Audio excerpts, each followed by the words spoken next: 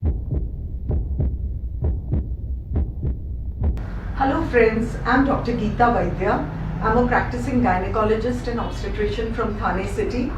I'm here to discuss the techniques of breastfeeding. Well, the technique of breastfeeding is very, very important. For one thing, the nipple and the areola has to be really clean. So it has to be really washed well with soap and water, has to be lubricated well. A dry surface is always prone to cracks, and cracked nipples are a potential source of pain and infection. So we say lubrication has to be done with say breast milk itself.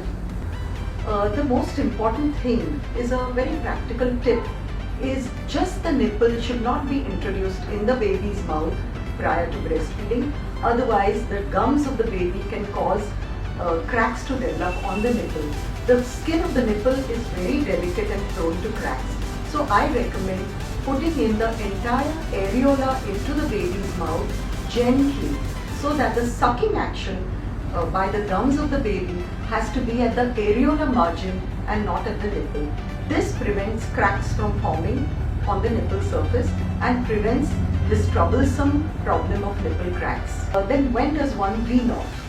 I would recommend giving breast milk as much as possible exclusively at least for 6 to 9 months. Do not start outside feeds at all. No top feeds, no formulas, nothing. In today's day and age, when a woman has to start working, then this question does arise that she has to start formula feeds. Then perhaps one would start weaning off. Then you start weaning off at least 1 month prior to starting work.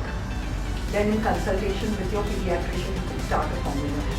But then as far as possible, don't wean off completely.